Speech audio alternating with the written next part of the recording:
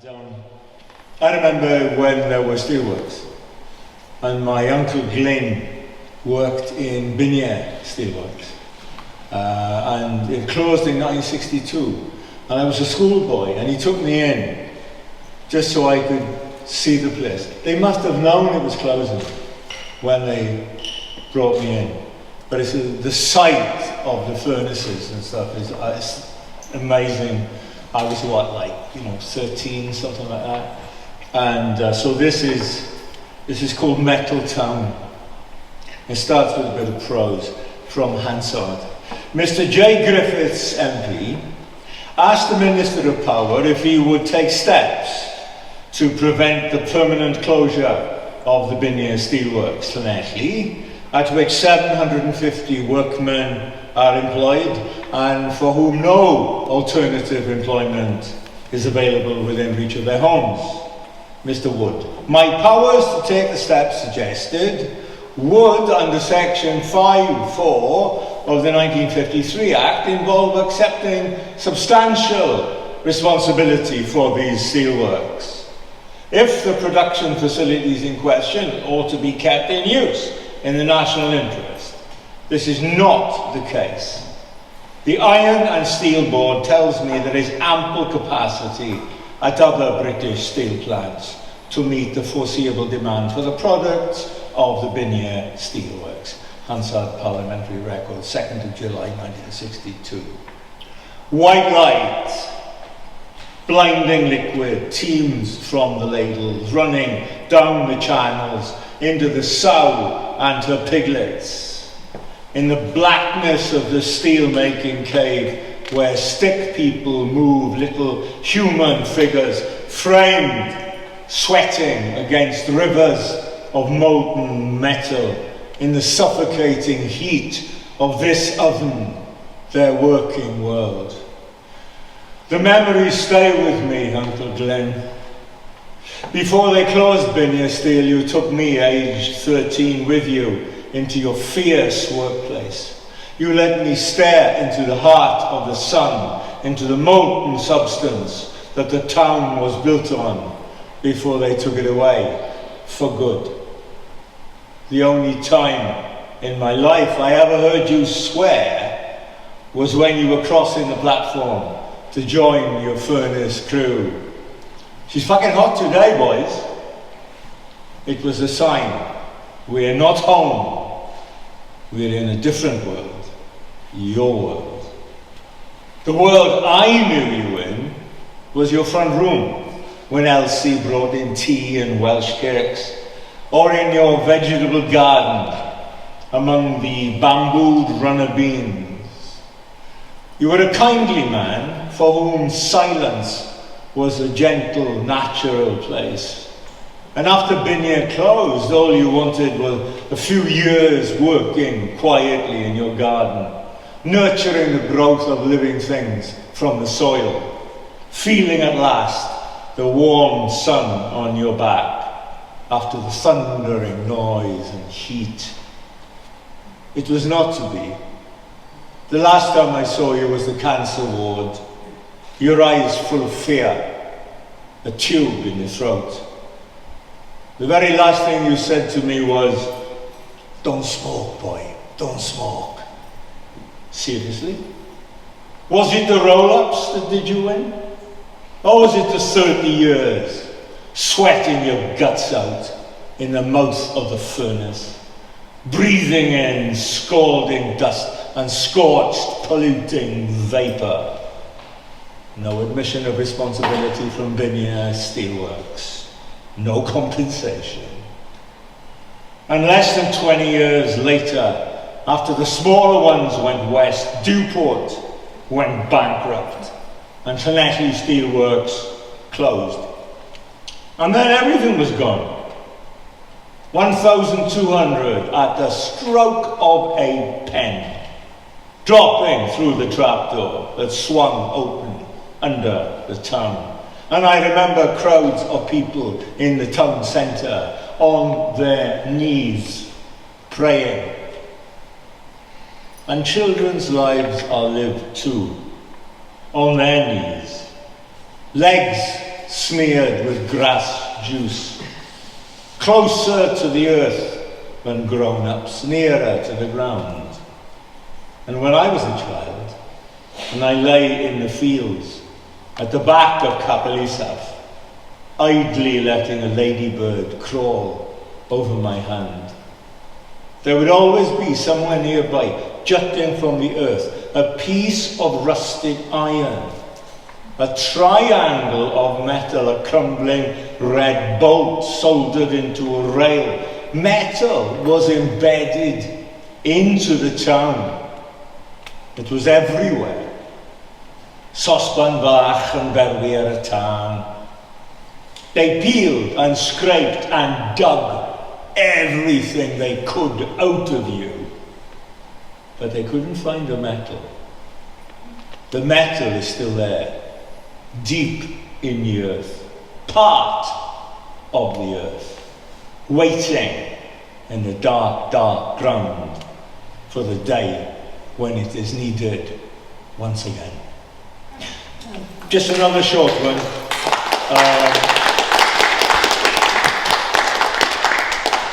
And this is about my grandfather. And it's called Daki Goes to Work. Daki was my childish pronunciation of Tad Key. I couldn't get Tad Key out, so it was Daki, and Daki was what he was always called. And this one's called Daki Goes to Work. The back lane, cinder and ash, wound its way down to Harvard Road School. My Daki's painting and decorating van rattled off down the lane, swirling clouds of grey coal dust up into the air, as he, pipe clamped between close-shaven jaws, dye cap set on grizzled grey hair, blue overalls spattered with paint, and his brother Emrys, the permanent bachelor, in pebble-thick specs, rolling a matchstick-thin ciggy, began their journey across town on their epic mission to paint, saw, and glue together the world.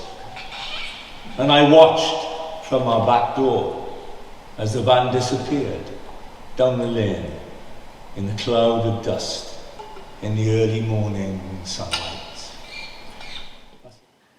I see the joy you bring in everything you do. It's in everything, it's in all of you. Oh no, here we go again. Remember me? You thought I'd gone, but I won't let you forget me. My name is Dee, and I rhyme with tree.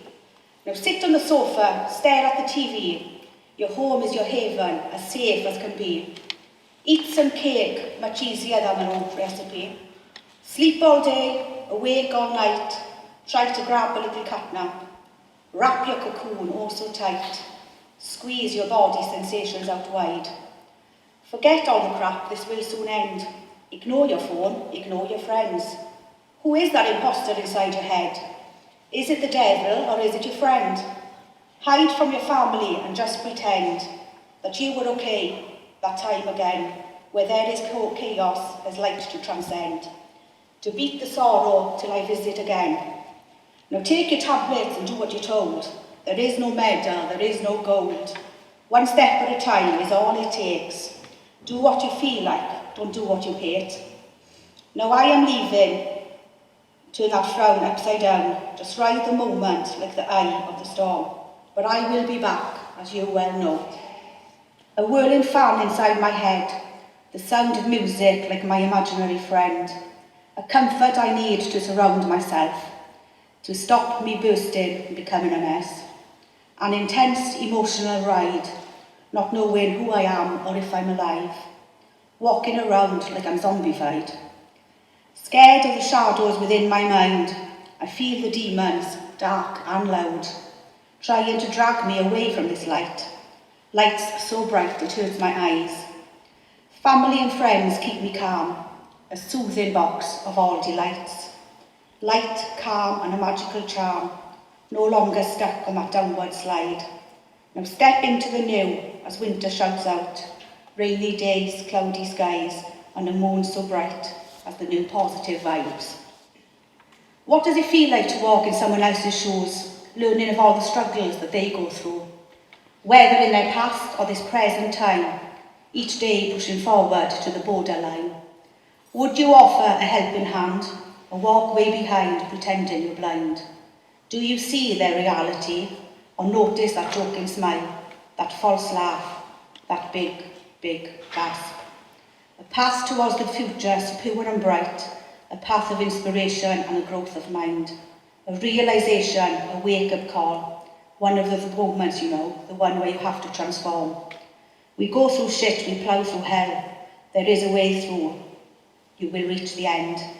Of all the suffering and all the pain, as with the power that you have gained, the only way is up, just wait and see, there is a pot of gold at the end, if you believe. Brexit, we won't hear another word about it, ever. Boris Johnson will get a decent haircut. Racism will end, poverty also. Hate crimes turn into friendships. Scientists will find a definite cure for COVID and all the other stuff as well. My premium bond will come up. The Netflix shopping centre will come back to life again. Celebrity stars, well, we'll eventually find out what they actually do. Good music will come back into style. You know, the real good stuff like the Spinners and the Carpenters. My wrinkles will fade and my hair will turn back to brown. I'll be able to buy Manuka honey for £2 a jar. George Clooney will discover he can't live without me. And finally, all my friends and the people here will stay the same as they've always been. Warm, welcoming, and friendly. Thank you. Oystermouth's Brobdingnagian castle of antiquity bestrides Elysium with elan, gazing down impassively from the grass-garbed gods. Our impressively formed fortress sees a sea seen through deja vu. Clutching, crunching cornets, puffing prelepsarian families, huff up his steepled, stippled steps. As amity personified, many nimbly clamber over clover-clothed clods and ramble around ramshackle ramparts, remnants. Bubbly landlubbers bumble, babble, burble in a biblical babel. Parched hodgepodges of peachy people pop up at peppy pubs, gagging to make a good first impression. The cavalier cadre careers as camaraderie, revels in ever-ready reverie, jibe talking, teeth toughs tars, take turns to tack towards taverns too, tasting tip-top tucker, toasting topsy-turvy tides, toting hot toddy tipples till tipsy stopped up. Agog, chugging, grog, glegging, ship-shaped seafarers eagerly share apocryphal reminiscences from hull-racing days of yore. Other rudder-faced nautical sorts pass their sail-by date, wistfully watch arrayed yachts yaw. Haute couture is de rigueur, with a silk-slant Conoscenti mill amid a moneyed milieu. Possessing a puissant penchant for the artistic aesthetic, esoteric, eclectic cliques acquisitively garner garments par excellence. Oozing classy cachet, bejeweled fashionistas sashing, cheek to chic, espousing a yen for yin and yang. Ethical, ethnic bohos peruse Ibiza bazaars, nice niche nooks, likely on the lookout for next to knockout knickknacks. The lettered literatis, poetry coterie, whizzes within wizardwood slithery at an antiquarian's emporium. Besotted by dream realms rhymes, the book-bound band seems beside its shelf. Hyphenated rat-a-tat-tat chit-chat on affable offer beguiles ineffable coffee quaffers. Grabs, gorgeous, grubs, gorgeous. Peckish, puckish, pucker-muckers, amble to sample, ample, creme de la creme. I scream inside far from Paris, Paris. More maudlin men maunder as one. On sand-shorn, sea-sown shores. Past their shale-binded, weary waves weave away and abandon cobbly-wobbly pebbles. Muffled mumbles arc-ancient peers and appears to disappear amidst amorphous, omnivorous mist.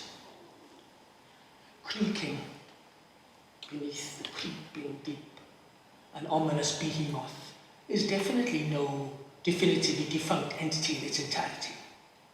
Fearfully fanciful anthropomorphism forcefully forges to the phantasmal fore. For a bird's eye views such a gigantic metallic edifice as edifying, tantamount to human. What an uber-numinous seaside colossus. Doused dusk draws drowsy darkness close. Despite dizzying drizzles, this hilly village idles, conjures chutzpah with a victorious flourish at the finish, even when weather-beaten. Evanescent, in never effervescent misery, its pelagic inhabitants discover euphoria here in utopia. And now the weight of it all has lifted. A giant boulder has rolled over the cliff edge and smashed into jagged pieces. Water eddying round each one.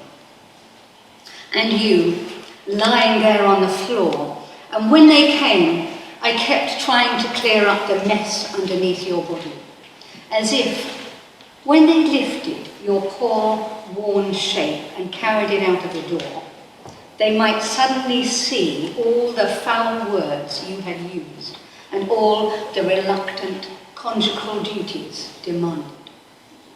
I got on my knees and scrubbed away every drop of piss and blood around the silhouette shadow left behind, and they danced all along the shoreline and wore costumes and masks because by then there was a plague abroad. And I might have wished for those thousands of women to be back on the streets, women refugees, women mothers, women for abortion rights, women students, women workers, older women, black women, poor women, comfortably off women, gay women, trans women, teachers, saleswomen, amnesty women, survivor women, Jewish women, nurses, daughters, precursors of Me Too, women in woolly pussy hats, women in veils, women for justice. But no one's allowed to march today because of the plague. I wander along the beach alone, letting salty, effluent water ripple between my toes. I turn over a piece of broken rock in my calloused hand, frangible, too much like cold, hard toffee that I can't bite into. Pieces of this shattered rock scattered all along the coastline, and bits of you will be seized upon by thousands of hands, banged against the limestone wall, smashed into smithereens, and in some cases, fragments will be pocketed for pebble collections. Oh yes, I was on my knees cleaning up, where blood had dribbled from your nose and lips, and urine had seeped out from your trousers. I had to do it before it was taken as evidence of my failure to keep a tidy house, to keep all the secrets. Your crude epithets contained in my penciled eyebrow arches, your menacing swagger concealed in my carefully applied lip gloss, your casual indifference to suffering covered up by crisp white tablecloths and fresh flowers and much, much more. I'll put the piece of rock on the mantelpiece. You were rolled over the cliff top by hands other than mine. The ghosts of the women are dancing all along the shoreline, and they are fucking dancing. And now I think I might join them. A halo appears from nowhere, static touches my skin. Hair stands tall, the walls and ceiling lay still in grey matter. The concrete path makes contact with my feet. Suddenly the subway is alive, shape-shifting in the fifth dimension. A round becomes oblong, and the squares dance with triangles in the shadows. White steel rests on the skeleton's rib cage. Bolts protrude on the rippled. Tick, tock, tick, tock. Midnight approaches, and stranger things lay ahead.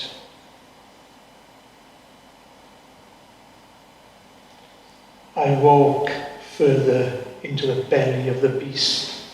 I am not alone. Someone else. His footsteps echo down the vibrating chamber. My feet move quickly with long, silent footsteps. I enter the second tunnel. I slowly turn my head around the corner. Terror hits me, shocks my body into hiding. Hooded, murderous figure, full of rage. The silhouette calmly follows behind. He disappears into the next realm, still quivering like a child. I slowly follow the malice knife man like a stealth dormouse. Again, I stretched my worried head around the corner. He was standing there in front of me, staring at the dead graffiti. I did not move. My blood belongs to me. I stand behind him like a mannequin. He walks into the darkness, never to be seen again. I rest until the morning light shines through the subway. The sun's warmth has arrived. I slowly walk back into the light, my mind at peace again. A new day awaits me once more.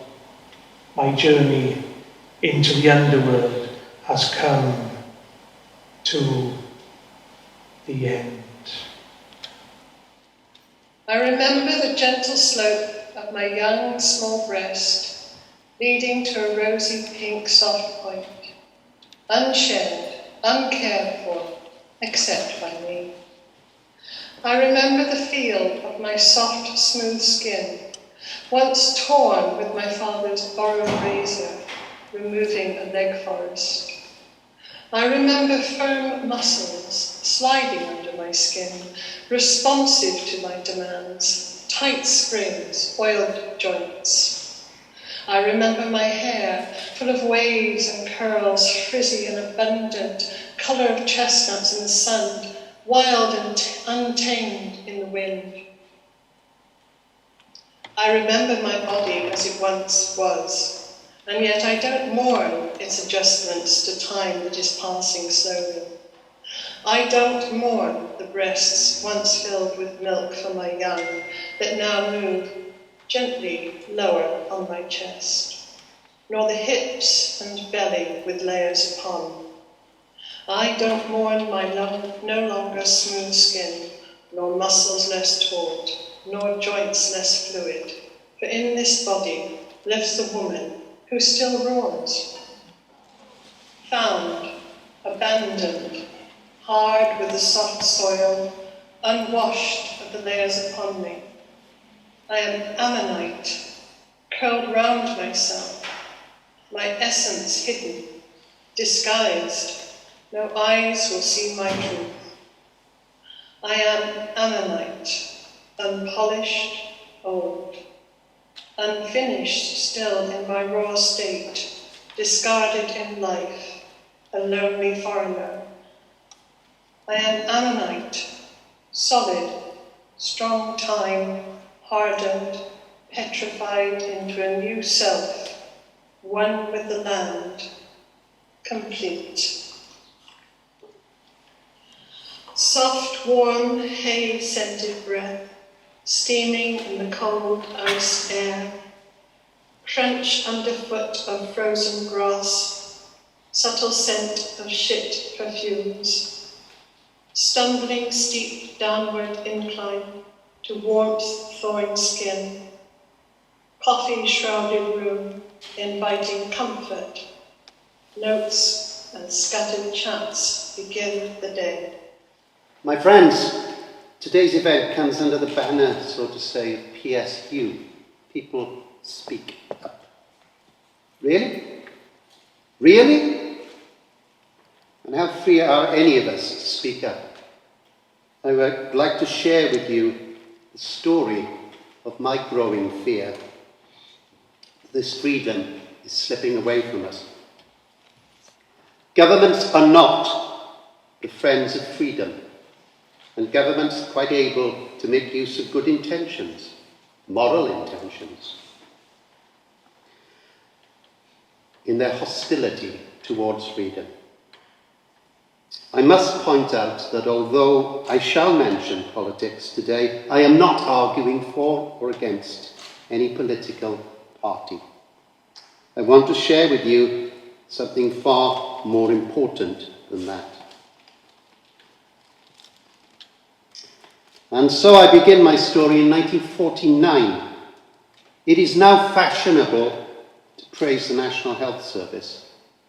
On 4th of July 1949, and Irving Bevan, the man who founded the NHS, made a speech in Manchester.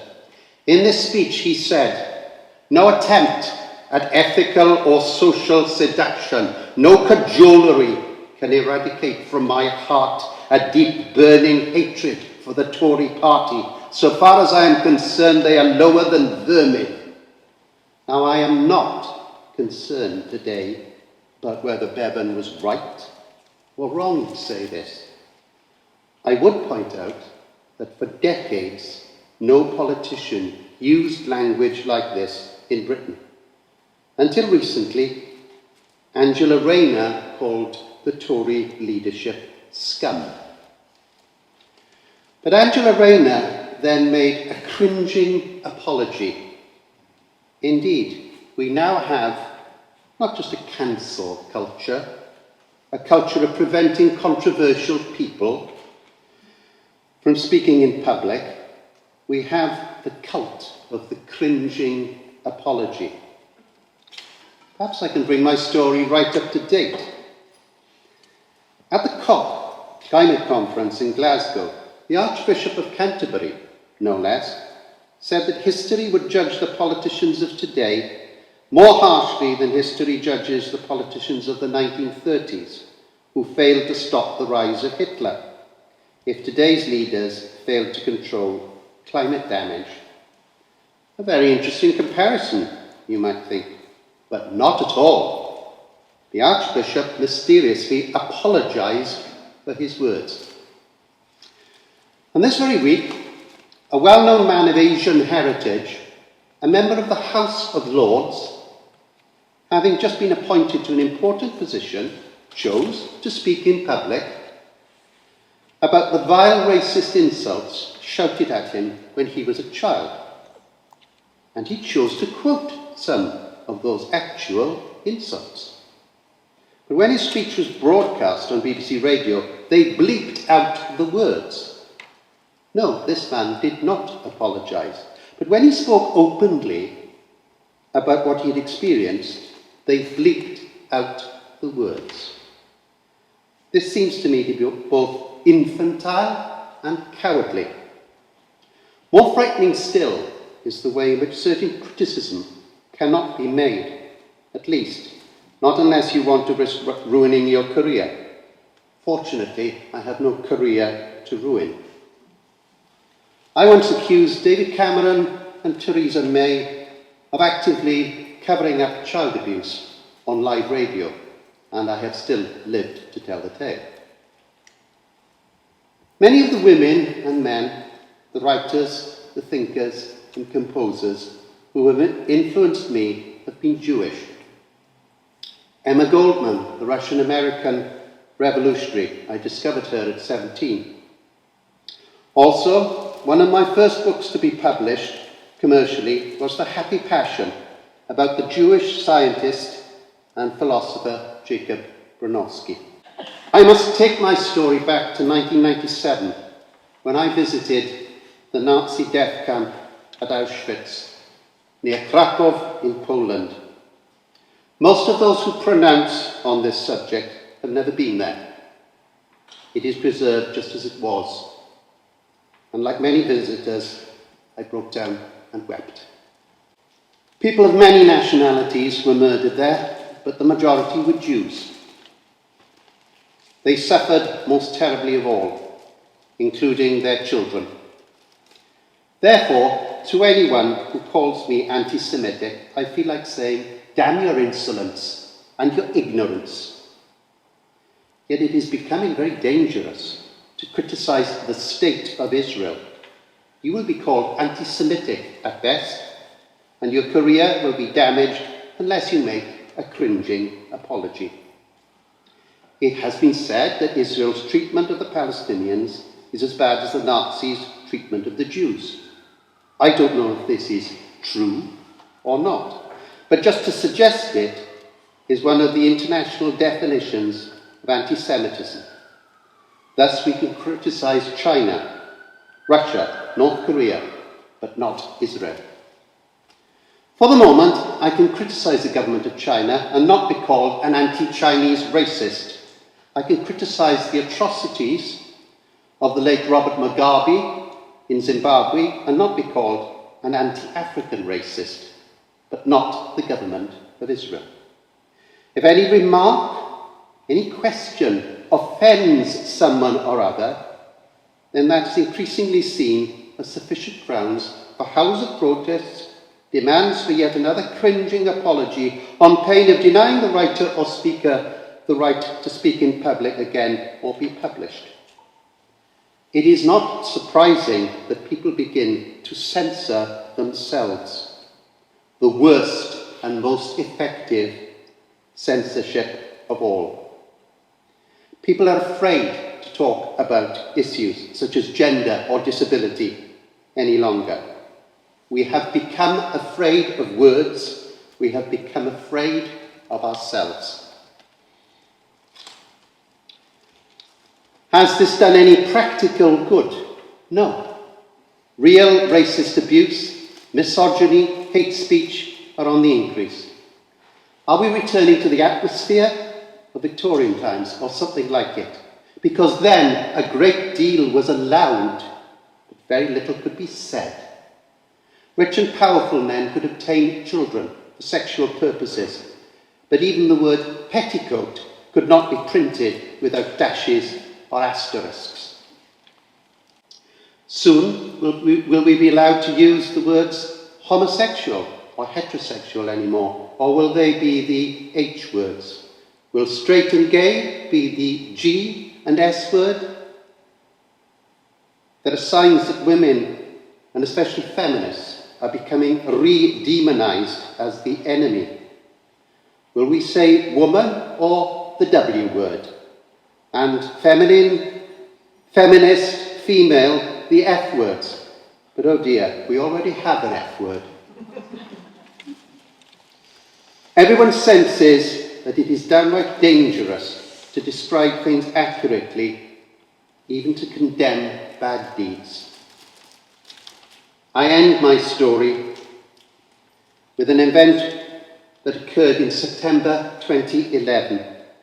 A British Royal Marine shot dead a wounded Afghan insurgent, thus violating the Geneva Convention, the only measure human society has ever found to make war less savage. I wrote about this incident on page 58 of my book Orwell's Faded Lion. This Royal Marine spoke to the wounded man just before he murdered him. He quoted the words of Shakespeare's Hamlet. "There you are, shuffle off this mortal coil." He then added a word he called the man he murdered. I am grateful to the publishers for printing this word, for having the dignity not to print dashes or asterisks. There it is on page 58, the word that the Royal Marine used, C-U-N-T. If we censor the spoken and the written word because it may offend someone, we kill dissent. And if we kill dissent, we kill progress, and we kill what makes us human. Flashbacks on Flowers by Rufus Mufasa. Every family has its scribe. January 2019. Last night I dreamed I was with Auntie Phyllis and Uncle John in Uncle Gwyn's house. All three of us sat on the same armchair, Uncle Gwyn's on mine when I'd visit, and we frantically trying to work out how I was going to catch my flight to LA with only 40 minutes to get to London from Pennerbank, without a passport in my hand and a bad connection to the taxi line, but we were all hopeful I'd make it. This is my Moose Hall memory, badge boasting 5, white top, navy culottes, big girl, my mother glistening. Matching belt, I couldn't master the clasp, a yin-yang kind of clip, my fingers didn't have the knack. Black velvet shoes made for tapping, all over, overstained blocks, some rocked, some missing, silverfish sanctuary. Dee's satin dress, abstract astronaut home job, Neil smash Superman, Skeletor visits with the smoke machine. I left it too late to get to the toilets, bleached, cold, stern. My mother got there in time to silence my cries, held my one hand, navy culottes in the other, under a thunderstorm that made truth impossible, but her navy blue eyes say he's been, but not to dance. We found a flat on Church Street, lived on eggs, beans and bread, paid weekly for metre-squared carpets. We left him with his beige tiles, shards of glass, his legacy, silverfish for friends. Big bells always chimed in and out of time with our new lives, not fully poor Viennetta, scooping confetti from concrete cracks, for Orangina, Super Ted, magic bottle banks. Rainbow-stained front door, gold cheddar knocker not needed, grandfather clock greeting. This sweet shop, my new neighbour, classy crystal jars, caramel counter, cola bottles that took full hours to devour, redundant gold scales bowl, dusty wizard-like weights, and I still stole. The new neighbour's lounge, long and round, cash Coolidge windows, supersized sash universe a backdrop, mahogany bureau, its chair my throne, art deco, quink ink, silver fountain pen, fairy wands, and I'd write my name over and over in a leather spell book, drawing dogs, cats, kisses, hearts, in charge of sticking stamps, first and second class, watching wildflowers waltz. The walls made of sideboards having a kutch, some long, some tall, some strange, all stunning, dressed in enough china for 10 tea parties, assent to the constant sense of Christmas, misty marzipan, itchy icing, sherry trifle, cider, Mr. Walrus, clear view of my play, his suit, redundant, his stick, slightly politer than bossy, his eyes wide but half there. A watery film between us. His clean had a funny whisper, his rickety a sporadic skip, and we'd crawl up Maple Mounting, take 12 steps to Hickory Dock. I'd step in when he shook, or if he needed my skeleton keys. Then, with my hand in his, we'd ride waves, chime in, ding-dong gong howling, as every bone played its own beat. I once lost a tooth, learning to bend space and time. My mother screamed, put my blotches in her bed, called the doctor, home visit, German measles, he said. He forgot his gold pen, I'd have given it back. Daddy was allowed to visit, we held hands in the day's dark. He brought books and biscuits, rechecked my brow for change, spilled Lucozade over my fever so a piece of him could stay. In the dark dampness of that flat, me and Mammy danced. We welcomed in the age of hip-hop. The fat boys taught me beatbox and rap. We believed, yes, wholeheartedly, that the only way is up. We knew all about Chapman's fast cars, but I was never the groovy kind of love. Teardrops meant different things to us. Tell it to my heart did too. I begged my sentimental soul, don't believe the hype, but I loved learning to dance with you. We moved like pieces of furniture. Mammy made new vows. I was not invited to their time in the sun with red and white roses. We watched on VHS, the waves kissing their feet, calypso drums played.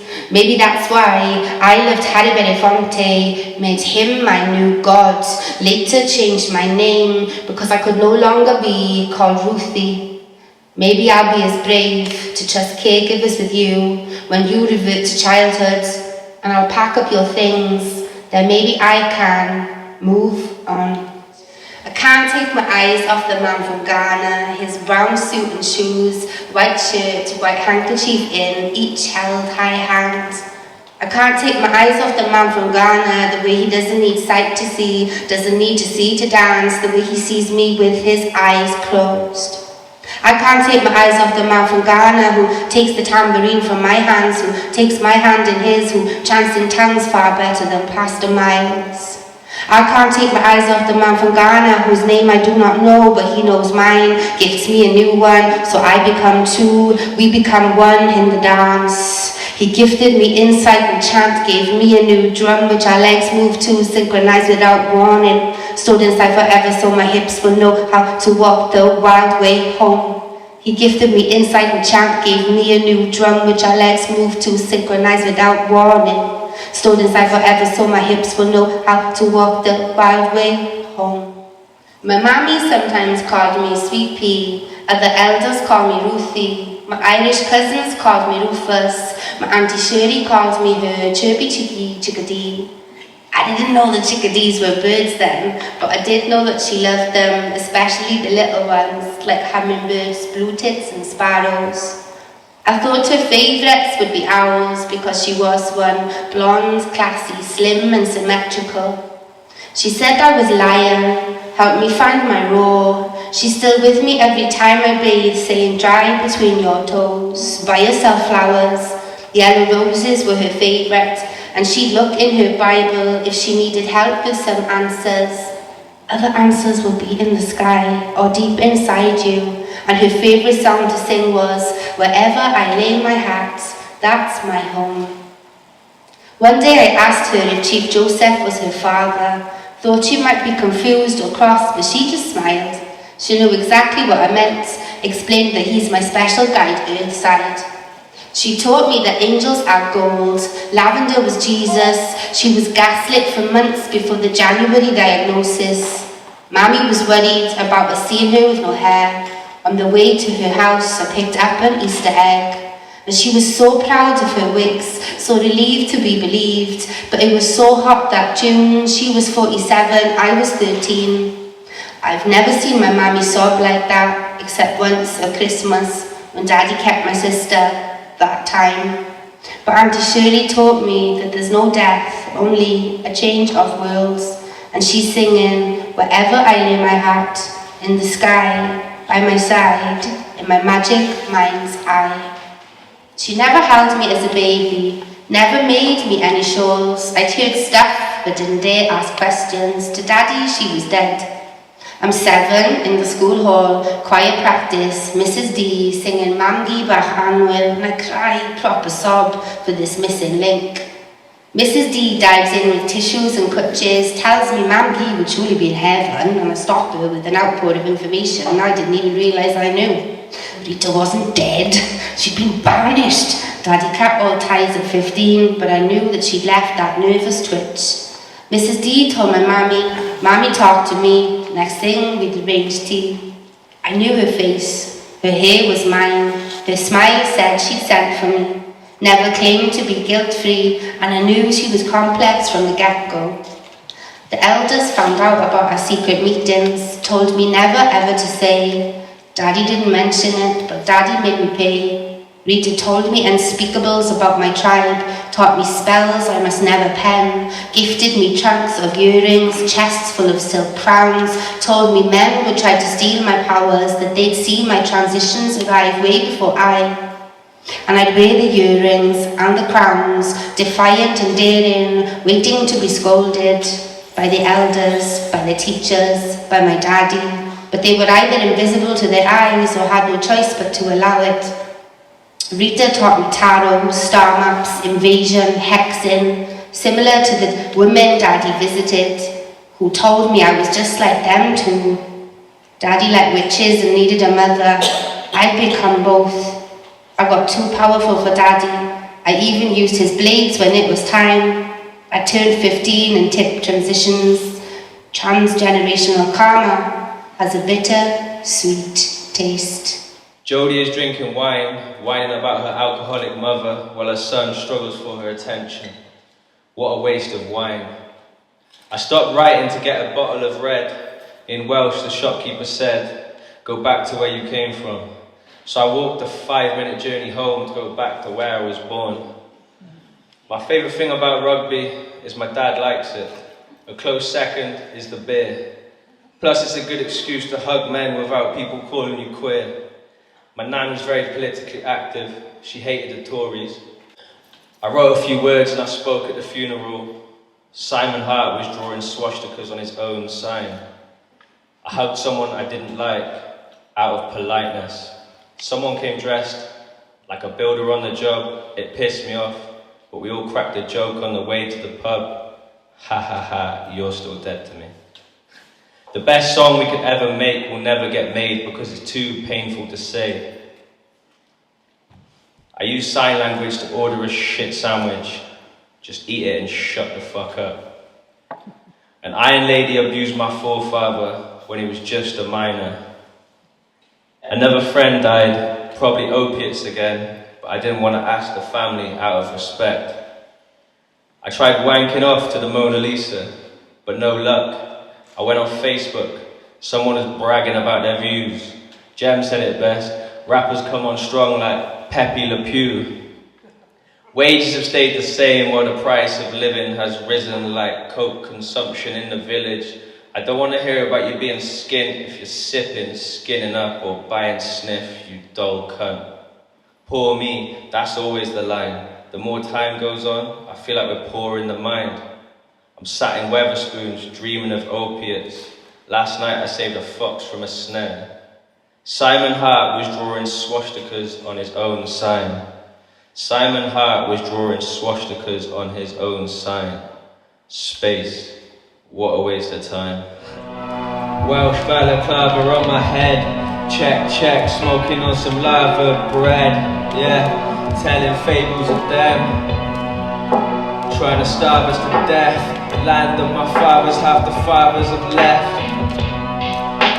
Rebecca Riot's riot in a dress with a blackened face.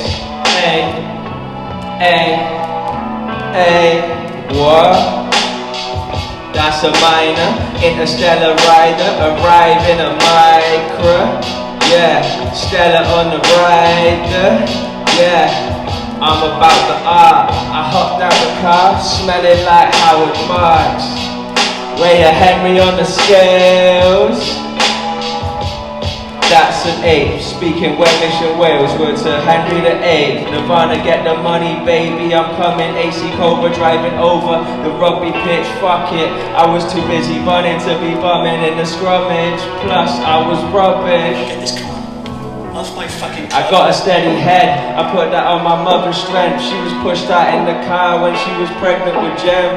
Caravans to cottages, always grew a lot of. It paid for the holidays, football and hockey trips. English speaking kid in a Welsh school, I felt lost. They're burning holiday cottages cause it's fuck the English like the hand of God. I got a lot of love for my country, but nationalism's not the one. Shared hallucinations of monkeys on a rock. Had to gob off, they read me wrong like Van Gogh. Lend me your ear, I'm just trying to put a record up in my dad's shop. King Street, come on. There's nothing to be anti-nationalist. I'm against the Welsh flag, the British flag, and every other fucking flag.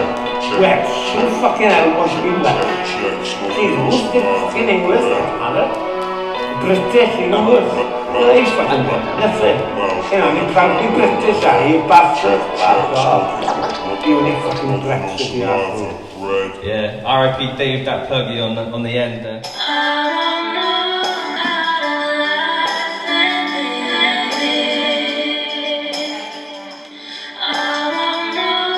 Hope is not passive. Hope is not blah blah blah. Hope is telling the truth. Hope is taking action. And hope always comes from the people. From the people.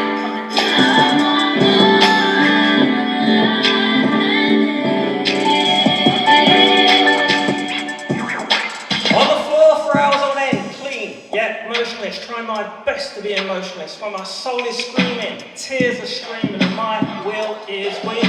Right now, honestly, I don't care if I'm here or not. I'm an indigo child, on but not of this earth, oversensitive, overlooked, rejected, and deep. Is there any value or meaning to life that is beyond the anesthesia and distraction, binge eating, crying, contemplating dying, using up, not even sleep? I'm off the floor now, but only over to the kitchen to open up Pandora's cardboard box and pop open a blister pack. I'm allowed 2. That is not a relapse. Well, they say 1, then another if I really need it. But I know already I really need it, so my conscience is clear on that. But just 2 sats saved under my tongue, loaded and locked, ain't gonna get me off. So, 2 becomes 6, become 12, become 4. All that is what let escape Pandora's cardboard box can offer me right now, because let's face it, when they're gone, and I promise I'll stop. I'll be stopped.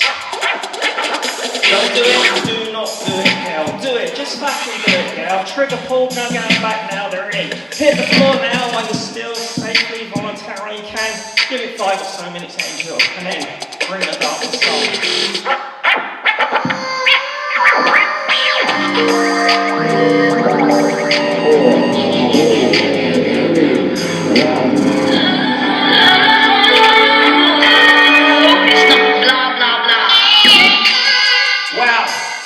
Today already.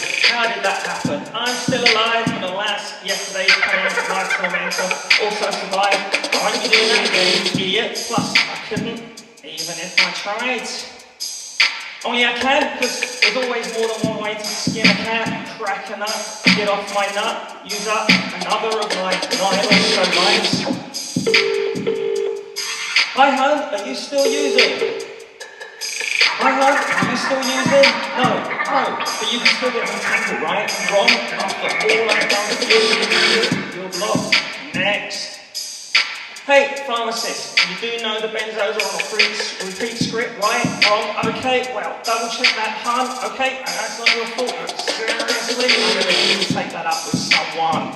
Shit, that trick didn't work. Guess you've heard it a million squillion times before. You need him on your side, girl. Please do not call him a cunt. Okay, back for more, but you can still sell me some benzos, right? Wrong? Oh well, that is pretty fucked up. What's the closest to a benzo that you've got?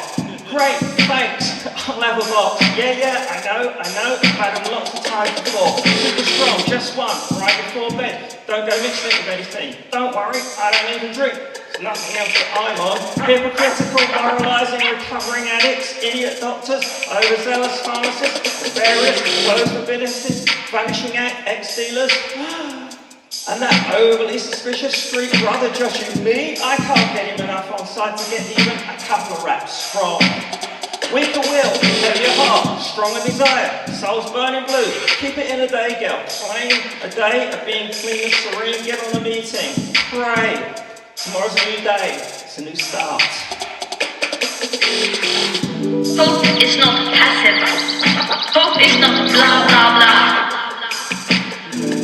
On the floor, frowns on end, again, clean, yet motionless again. Trying my best to be emotional, my soul's screaming, my tears are streaming, and my will is even weaker than it was the day before. So, plan B for another bend, no finger foul, and I'm not interested in no plan C, D, or E. Anyway, no waltzing around knives. No special plan K, special K today, as my unlock seems to be reblocked. So-called friend who's not really a friend, has let me down again today. And no one-legged, two-faced, hypocritical street brothers labelling my plan H today. Only no one ever calls it H. Call it tackle, gear, or brown, you clown. Yet they still think you're the fell. Seriously? So, I find myself involuntarily clean today. I find myself in so much pain today. Done 3 weeks already today. Last time tripping me quite off, and the obsession to use still won't go away.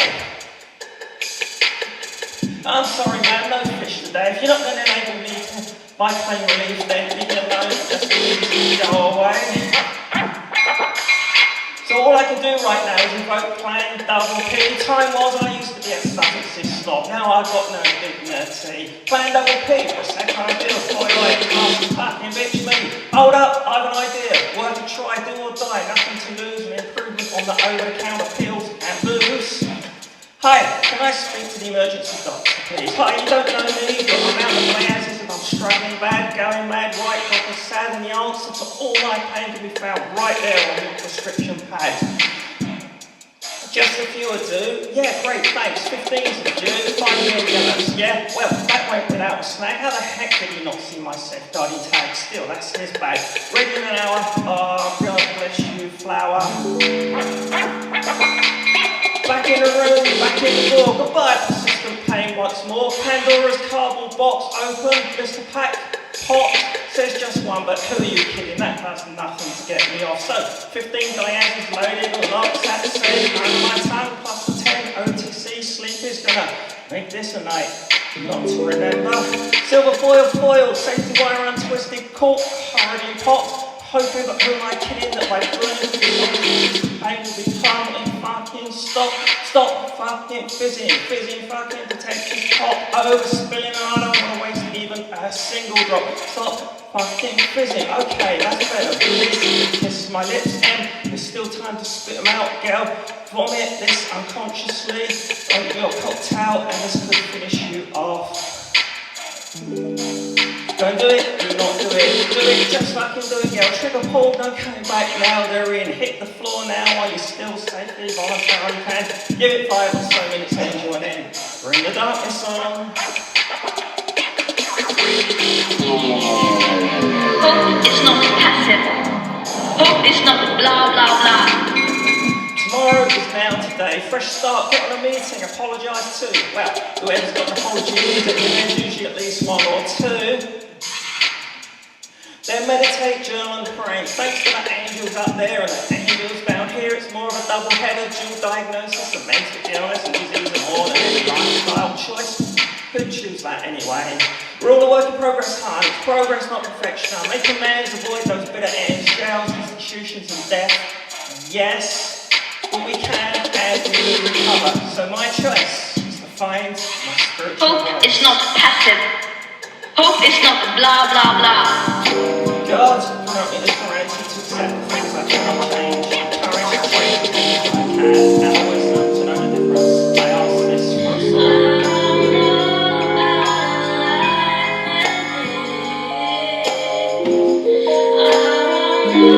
Hope is not blah blah blah.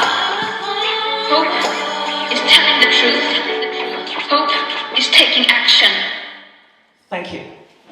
By my very existence, I betray as the friend you demand me to be. Your love does not want you, he wants me. You want me. I am the sounding board for your pain, the pain of having never been wanted. My sexual assault confirms his desire, but it is you whom hurts. My choice to remain makes me a whore, a betrayer. For years when he fucked others, he hid behind me, made me complicit. I think you always knew. And even in my honesty, when I charged in to save you, I was the betrayer of him and of having taken so long to come forward. the betrayer of you. Even in the revelation, he cared more about me. You never did. I had more access and knowledge to him as a sexual being than you. He played us both. Continues to do so, and even now, in his lack of desire for you, you keep me inform me of such, anything just to keep desire alive. As long as I betray, I am compromised. As long as I am the psychological mistress, I betray. As long as I enable this, I am the icon of the whore, the hidden one with no status. You have that, but he doesn't want you. You hate that, and you throw it in my face. I don't want him, but I have to stay because you can't be alone with the man who does not want you and wants me. At least I represent wanting. I help you. Together we can keep Daddy alive. Where does the death sound reside? What fills the internal? Where the brain stores images of our deaths in echoes, in their fragmented, unrelinquished parodies. They are lonely and loud. They haunt. They have come from an internal mouth. We cannot have a say when the gut yells, expresses itself so expressively. We can only mute such an album of terror, of such sounds that produce such perplexing unbelonging. They are lonely and loud. They haunt. They have come from an internal mouth. They are as strikes, and they are present upon us. The lashings out, the flailing, ineffectual but real. Each moment of surviving, logged, captured, in the blink of solitude. They are lonely and loud. They haunt. They have come from an internal mouth. There are chambers, attics, left behind spaces, beautiful but real, filled with screaming, shouting, yelling, fear, loneliness, and the objects, the collectibles, we could not collect in fear of the sound of us they hold. They are lonely and loud. They haunt. They have come from an internal mouth. I can utter the cameos I have seen in my turbulent death moments, the thoughts in my survival of what I have had to turn my face away from, the things my ears saw in the corners of what I noted, familiar to me and personal. They are lonely and loud. They haunt. They have come from an internal mouth. There are sounds locked somewhere, places we leave behind. It is silent and very loud and very seeing. It does not go. It is an invisible cloak, pictorial, auditory, sensory, guttural and primordial, and most certainly not attractive. They are lonely and loud. They haunt. They have come from an internal mouth. It comforts and cries. It is a sound of fear, like the only friend who ever heard you. I come from particles, silt, igneous ash that floated in air, flocked in water, sunk with trace, sedimented mudstone on a Paleozoic seafloor. Shove, shift, shale shape, heat and pressure changed me, pushed me out from ocean churn, raised me up to stand tall, named Cymothin Carneddau, Knicht. Drill, ignite, excavate my block guts from Welsh mountains.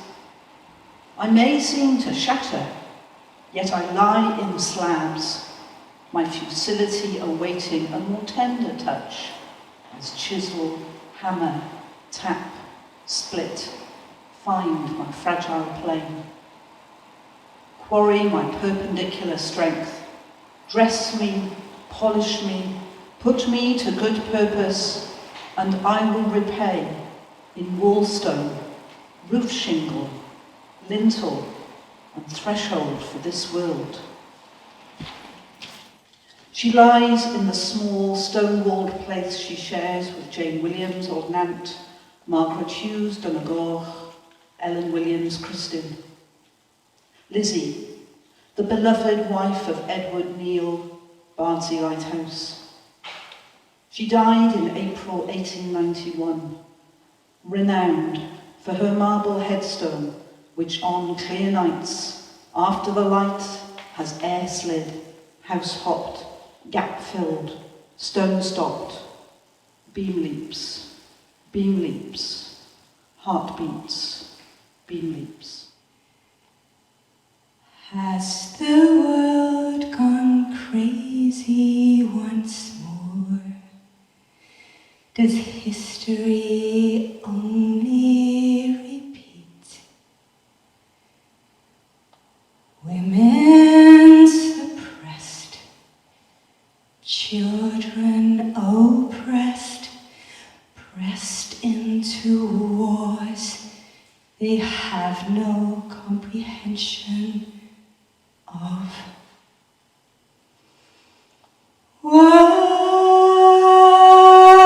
Why, when we have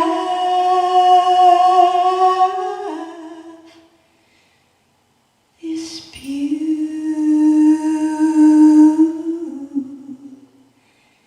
beautiful world, Mother Earth, Mother Ocean, Mother Blue in the sky, spinning free,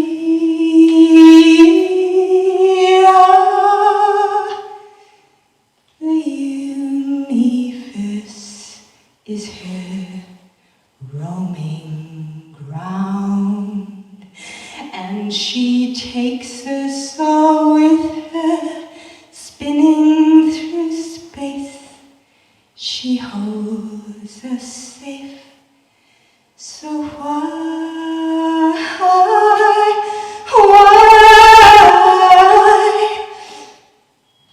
one species so crazy? Oh, she's gorgeous. She's a family in the universe. She's a family of galactic Earths. Mother Ocean, Mother Blue, what can we do to show our love for you? Mother Earth, Mother Ocean, Mother Blue, beauty and truth, you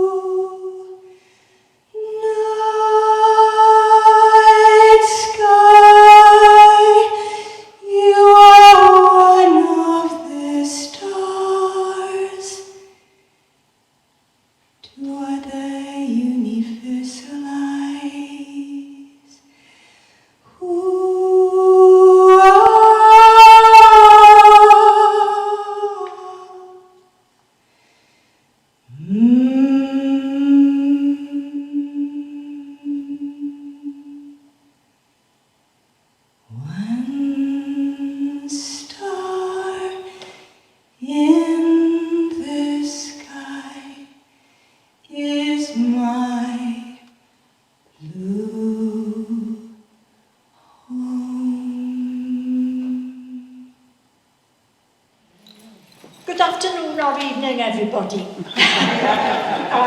I've heard a lot of profound and talented comments and poetry and prose. Well, this is a bit different. I am making a serious comment. What you are about to hear is total rubbish. I have to explain first of all, just a short explanation. I come from Port Talbot, that wonderful land of smoke, steelworks and sheep. But from Port Talbot, the Avon Valley goes up 2,000 feet and 22 miles, but it's not wider than 2 miles in the width. There is no flat land up there, and I think some of the inhabitants are nuts. I do spend some time in Tesco's cafe in Port Talbot, and the coven meets there. Phyllis and Dwynwen. They catch the bus down from the Avon Valley and catch the Apple back up. But you can see these ladies in any cafe from Sprott to Llanelli. They're everywhere, you know. And this is a little something that they got involved in.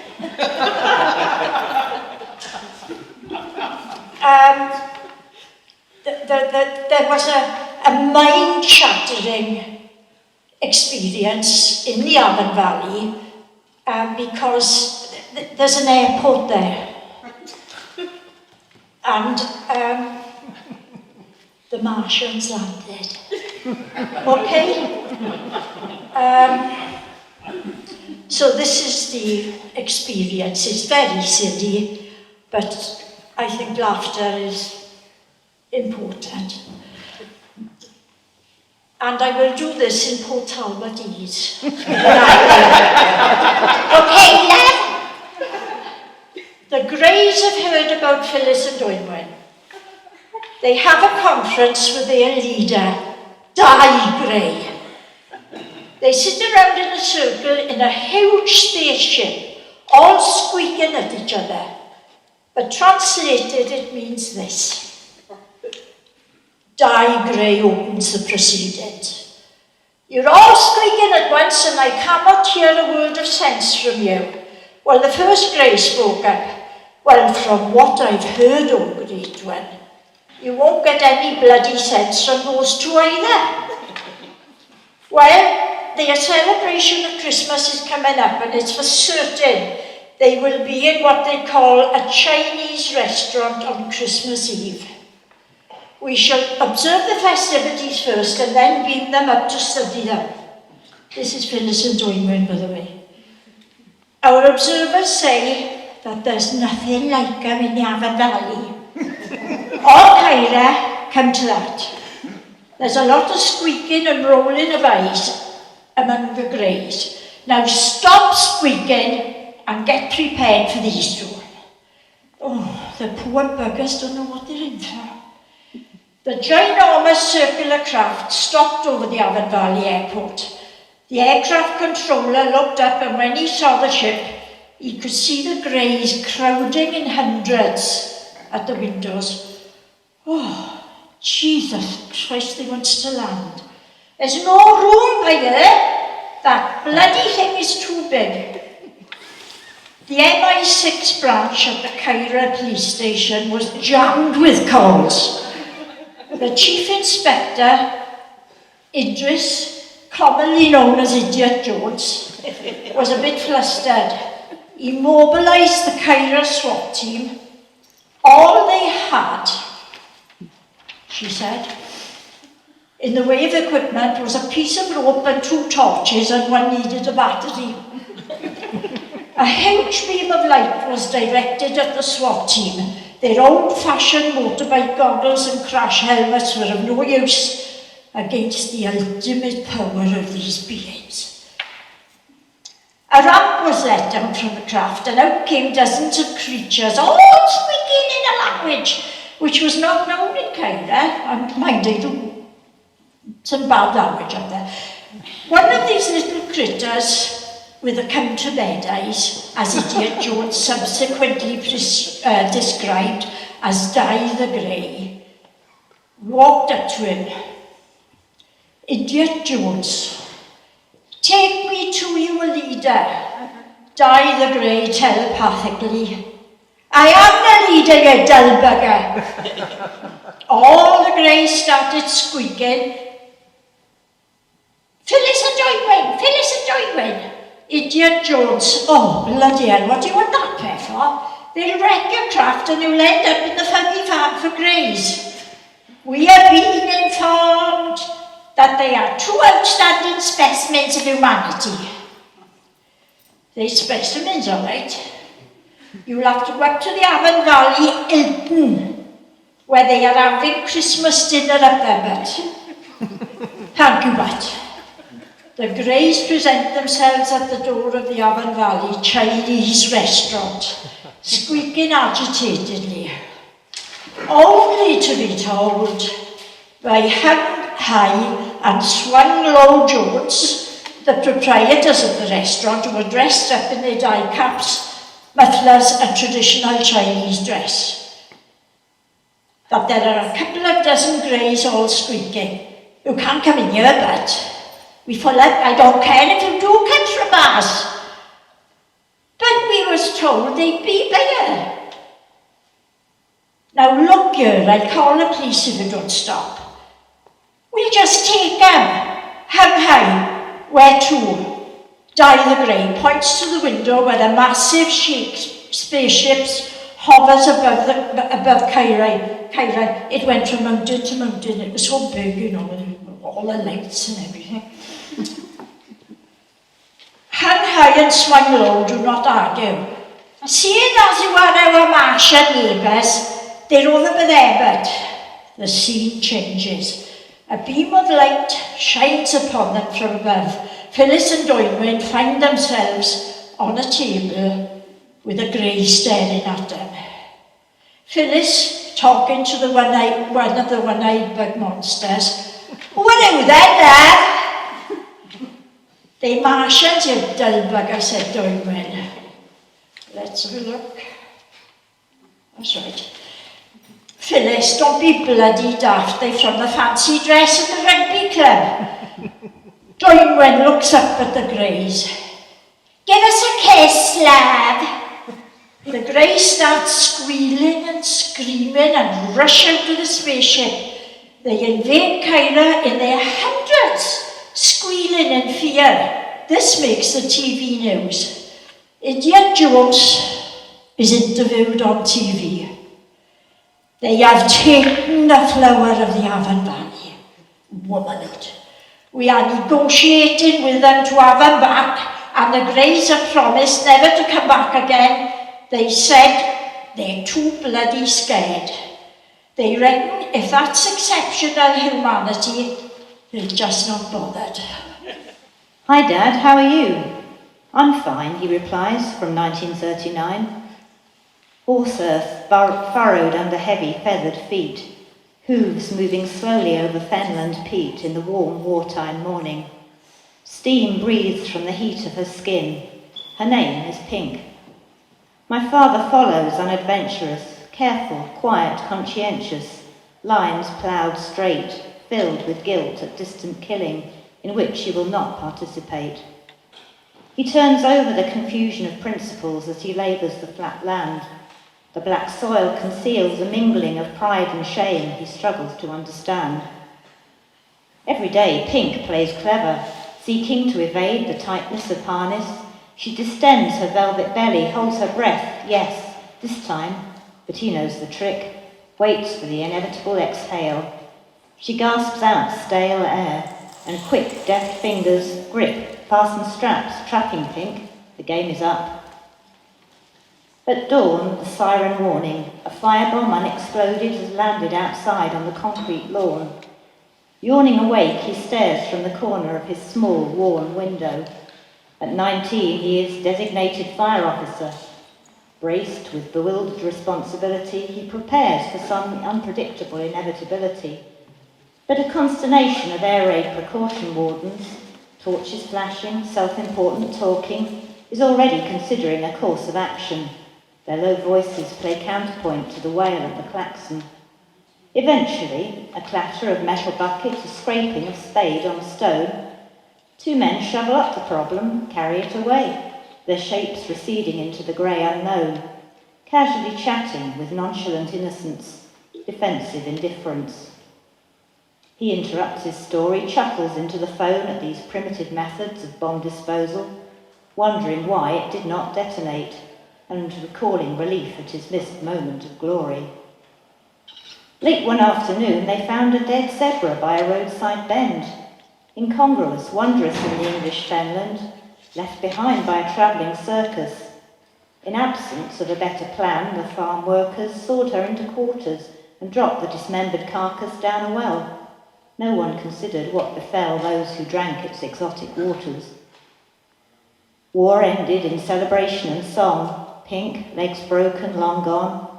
Firebomb, inert, forgotten. Zebra still contaminating and rotten. He turned his back on the God of his parents, his childhood of nonconformist compliance, and sought forgiveness from science, volunteering for medical experiments, telling no one he waited for plague or pain or a death that never came, year after year of pointless self-blame. So, surprised at his survival, still alive at 95, his voice is growing slow. I don't know how I got so old, he says. My legs are rather cold, I'd better go. The street lamp spotlights her white coat in the crowd, blonde hair back to the dizzy blur of the phone camera. Iconic chessboard princess, facing the dark line of menacing silhouettes. Why are you asking us to move, you inquire? She inquires politely, innocently. The response does not address her question, but is blatant, crushing proof of the rationale for protesting. Smash, the riot shield fells her. Ugly head shock, drop, jostle, stop, broken phone, screaming chaos and shadows, perspective gone, moral compass lost. But after the camera lies blind and silent, video evidence is salvaged, incendiary, and she is lifted by her friends, bruised, resilient and splendid, elevated by belief and defended by love, transcendent, a rising star. I collected dust for years in the old shop, in the lanes in Brighton, dreaming of rum, sea shanties and tall stories, distant tales, or just the imagining of a neglected body. I don't know why I was so often overlooked. I think I'm handsome, made of deep green glass, a generous bowl with a neat little stopper to trap the swirling possibility of a mysterious past. One day, the door opened. Sunlight spilled in and got the dust mites flying. Two sisters entered. One sister bought me as a gift for the other. I followed her to Wales. Spent many years just being there, beautiful. Still cherished. Sometimes dusted back to gleaming splendour, all the time whispering memories. But now the weight of sorrow has descended and poured into me, and I hold within my glassy bowl the bond the sisters shared, for one has gone, leaving the fleeting memory of a tight hug and a smile on her face. Now, cradled and cupped in gentle hands, I decant bittersweet remembrances. I am the gift given and received in love. Reflected in the dead eyes of displaced children, traced in the remains of demolished habitations, drawn in the swirling dust of a tented city, drowned in crowded fleets of paper boats. harboured in squat towns of self-centred houses, etched on the averted faces of people passing, bloated in weasel words and false promises, clutched in the bloated fingers of the unimaginably rich, shorn up and protected in glittering palaces, is a flawed and discredited notion of civilization.